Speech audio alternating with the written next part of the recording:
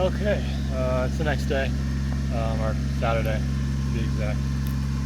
I worked for a few days and back on the property, so I just greased the tractor up. You have to grease it every 10 hours. I had a little bit of a mishap with the grease gun, so I'm kind of just, you can't really see, but I'm covered in grease right now. But we got that done, and now I'm working on digging the last 4 footers for the foundation. I think I was saying 13 in the last clip. It was 11 total footers. So I'll set you guys up and we'll get some footage of the dig happening.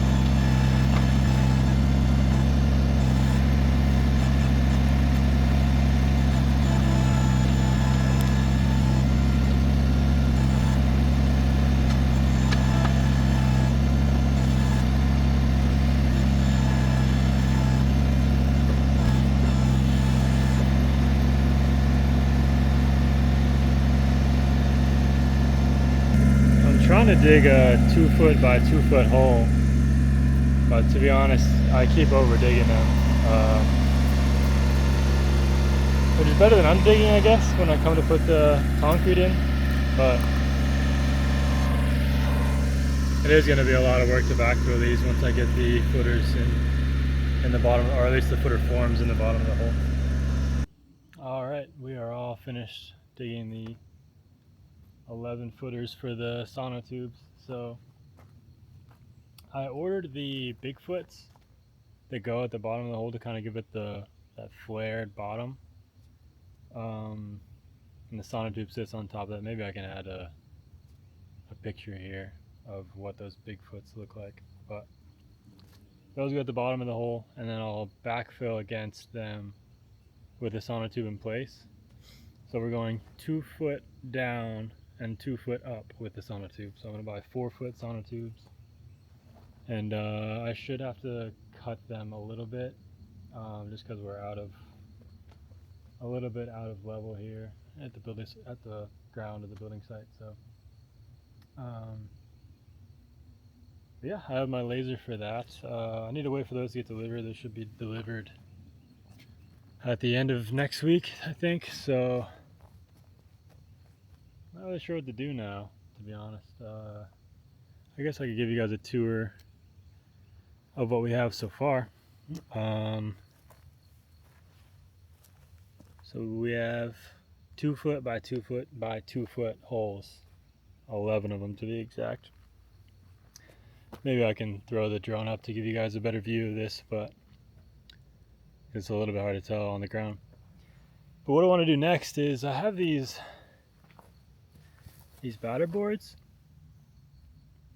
which I was using to, square this building up.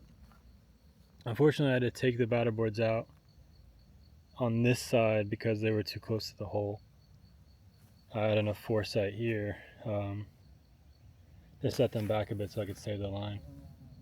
But fortunately, I have enough information from just one line really that I can pull a perpendicular laser off of to find the old one. The ones that go this way, I'll have to find with the laser this way. Going away from the camera is all set for now. But the issue I'm running into now is these batter boards are don't know if you can tell, they're lower than the pile of dirt that I pulled out of the hole. So it's a challenge for that reason, and also the next thing I have to square up is the sonotubes that will be, coming out of the ground like here.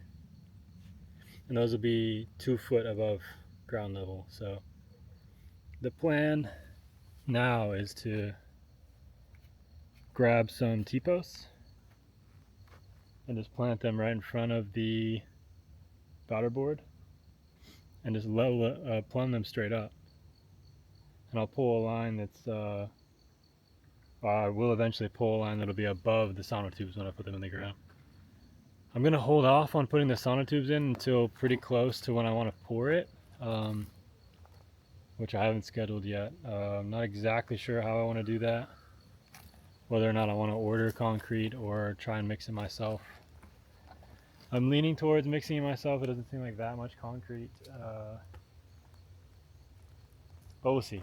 We'll see. I think that'll be a lot of work, so I'll have to think about that.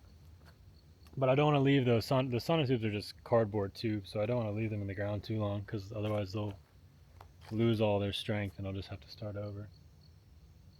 So I think the plan is I'll get the building all relaid out with the T-posts coming up extra high, so I don't have to fight with the height of the sonotubes later. And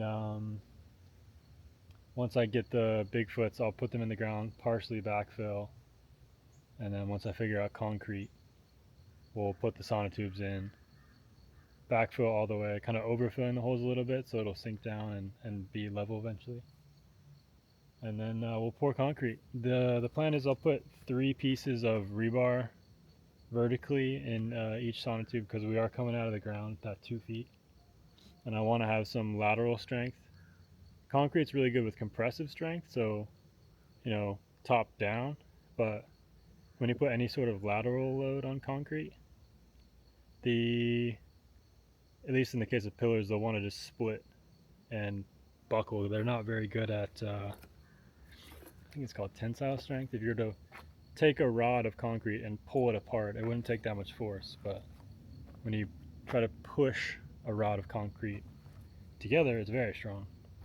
So that's what the rebar adds to it. It adds that kind of lateral rigidity required if you're going to come out of the ground vertically like we are. So I think 3 pieces of number 4 rebar is going to be overkill for our case.